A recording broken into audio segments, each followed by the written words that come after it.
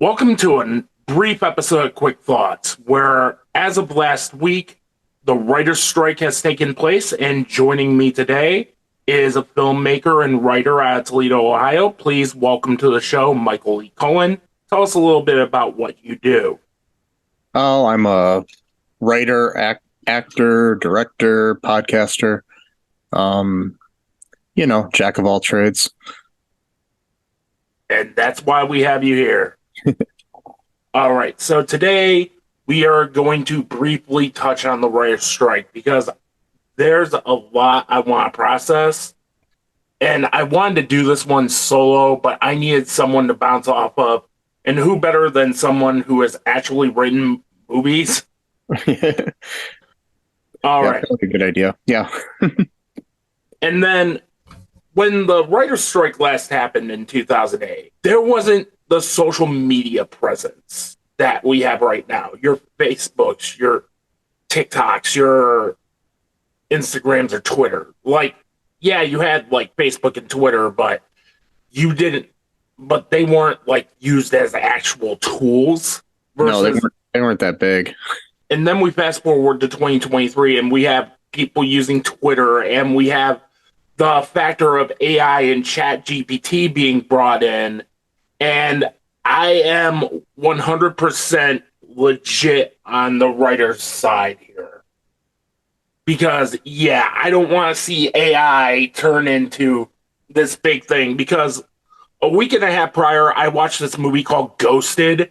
And as a joke, I had Chat GPT write an action comedy starring Chris Evans and Ana de Armas for my Letterboxd review.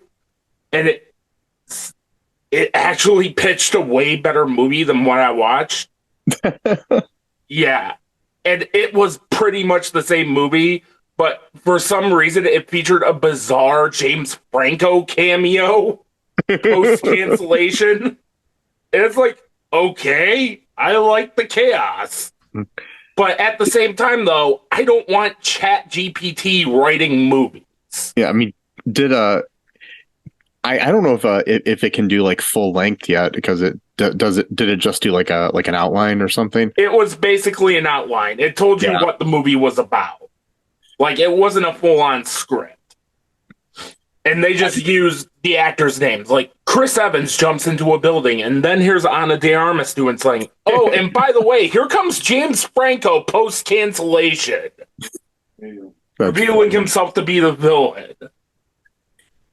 Yeah, it's interesting. I mean, I just finished writing my first full-length screenplay, because I've done shorts before and stuff, but the thing is, it's like, if you don't have the human component where you actually have a soul and like I heard somebody say something like Chat GPT doesn't have childhood trauma. Yeah, right. So it can't, create the background that we have as humans. I mean, it's not like I'm completely against using AI for anything, because I think I did use it on my screenplay for formatting purposes, because I found out that it could like put things in proper screenplay format just like that. It just took what I wrote and put it in the screenplay format. So then I didn't have to format everything. But other than that, that's all I used it for. But I definitely don't see it as the story driving aspect of something, because you might get, because it learns off of other screenplays, you might get a story, but it's going to be the most generic story you ever heard. There's not going to be anything original in it. Exactly. And this strike, to me, thoroughly disproves the woke Hollywood narrative the alt-right's pushing, as Hollywood is revealing itself to be pretty right-wing right now. Yeah. Like, for example, you have David Zaslav stating that the love of work will have writers compromise their principles. Yeah. You'll have the trades going on, like your Varieties, your Hollywood Reporters, and Deadlines, all writing smears against the writer's strike. With the most famous one being the Hollywood Reporter's tone-deaf guilt trip about the last two episodes of SNL, with like Kieran Culkin, and I forgot who else was hosting. you're gonna miss out on Kieran Culkin and so hosting on Yeah. Saturday Night Live. Like, no, blow me. I don't want to see Kieran Culkin play the same character on Saturday Night Live. Yeah. And Like, the thing is, I mean, I would watch the episode if it was, made when there was when the writers of SNL were getting paid their fair share. Um, the problem with it is that the studios have this idea that like they're this big bad. It's just like anything else, like like the CEO of Walmart makes millions of dollars more than you know anybody else at the company. It's like any of the big heads of companies are going to make that, and it's like the pay for one in 1 year that Zaslav makes could pay for everything they're asking for. yeah, and Zaslav is making $249 million Yeah. as Warner Bros. Discovery CEO right now. And what we're seeing with Max, not HBO Max anymore, is, oh, by the way, we're going to churn out a Harry Potter TV series, which is like the most tone deaf idea right now, given what's going on with J.K. Rowling. That's more tone deaf than throwing James Franco in a movie. Right?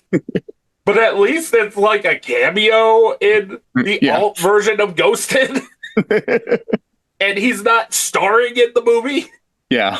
But then you have one thing I did see though was Adam Cover, aka the M ruins everything guy. Yeah. He went on CNN and called out Zaslav directly, which I thought was ballsy. Yeah, I saw that. That was a good little spot. I love Adam Conover. He's very intelligent and he's a great writer, and he's on the committee in the West Coast WGA, so that's running the strike, so he knows what the hell he's talking about. Exactly. And when I was watching him on CNN, I'm like, this guy knows his shit. He knows what he's doing. And I am 100% on his side. And then you have the alt-right chodes that are like, you should know your worth and command like $5 million per script. I'm like, okay, that's not exactly how this works. Nobody is exactly buying scripts anymore. Yeah, and it's the weird thing. Like the other night, I was actually babysitting my nephews and watching Marvel movies because that's all they wanted to do, and I was getting bored, so I was going on my phone, and I got in a little Facebook argument with this guy about the strike because he was convinced that the writers are being greedy and that all they want to do is get paid when they're not working. And yeah. I couldn't convince him otherwise. So I don't know. I got to prevent myself from getting into those Facebook arguments because nobody's viewpoint has ever changed on Facebook. So yeah.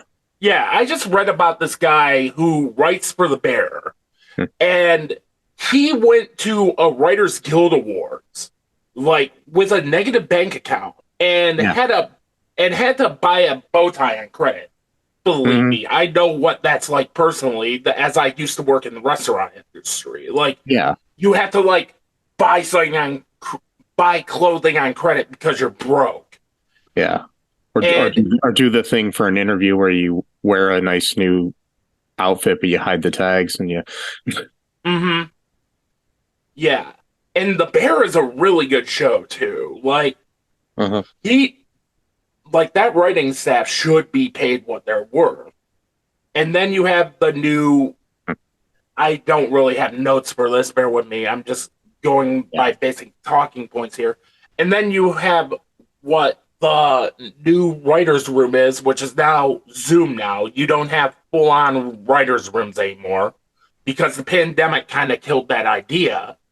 But you kind of need face-to-face interaction. I mean, the pandemic is pretty much over at this point. I know that sounds shitty, but you need like that face-to-face interaction. You need to be able to ping pong off of each other, and not just exactly talk on Zoom here.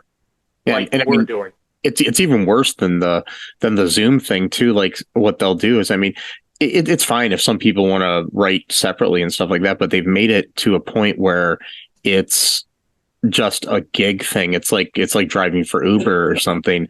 It's not, it's on a basis by base, like script by script basis where, you know, before, like if you were hired to, write on Boy Meets World in the 90s or something, you were on that staff for season 2 or whatever you were hired for, and you knew, you know, you'd be getting paid for the next, 20 weeks or whatever. But now it's like they'll hire somebody to write episode 5 of a series. And then plus you used to have like 20 some episodes in a season. And now you've got these like 6, 8, and 13 episodes for shows and stuff. And it's like, there's no, guaranteed pay for these people. Exactly. But the one thing I do like right now is the late night hosts are coming out of their own pockets to pay their staff for 3 weeks right now. Yeah. And I think that's really cool. And I found myself watching a clip from Conan circa the writer's strike where he's spinning his wedding band on the desk. Yeah. And he's like, oh, we got plenty of time for this. And this was like at the height of the writer's strike. And I thought that was cool. Or I remembered watching Jon Stewart host The Daily Show on his own without his writers. Yeah. And he was holding it down too. That's the other thing though that's kind of on that topic though, that when the late night people decided to go on strike, it was so annoying too on some of the comments that I read where people were like, oh, so you mean Seth Meyers doesn't write all of his own jokes and stuff like that? Like, how clueless can you be? It's just like they think everything, like they also said the same thing about like because they had to cancel the episode with Pete Davidson hosting SNL. Yeah, and they said, well, they're like, why can't he just write his own things? Well, first off, he's probably a member of the Writers Guild. Yep. So if he did that, he would get kicked out. And secondly, it's like Pete Davidson doesn't write all of his own material, like when he was on SNL even, and like to write the whole thing. It's like they think some of these people were just so dumb to think that the host of SNL writes the whole episode. Exactly. And Pete Davidson has a shiny new Peacock show with Joe Pesci of all people in it. Yeah. It would look really shitty if he decided to host Saturday Night Live during this writer's strike. Yeah. By himself. Mm-hmm. I mean, one of the things I saw today too is as far as the writer's strikes goes, it's interesting to know that there are studios that are forcing people to work right now. Yep. Including showrunners, because showrunners, I guess, technically aren't part of the guild or something. Yeah, Zaslav included. Yeah, so they were doing that, and then like I saw a thing where they were there was a Marvel show being filmed somewhere in Los Angeles, and the strikers were walking back and forth in front of this driveway, so the Teamsters couldn't get in with their vehicles and stuff to help the thing, because the Teamsters wouldn't cross a picket line because they're not stupid and they support unions. So it was kind of funny to see that they're basically shutting down Marvel. And then you have the alt-right channels cheering this shit on because of course they are, because they feel it will get rid of the quote woke writers in Hollywood. Yeah. I saw that too, like where people, or even if you disregard the whole woke aspect of it, people are like, why do these people need to get paid anymore? Because these are the type of people that created Velma. Yeah. And I fucking hated Velma, but I want the Velma writers to be paid. Yes, exactly. It does.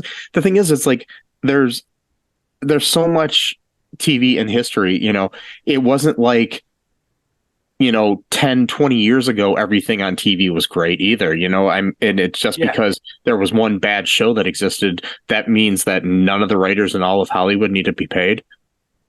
Exactly.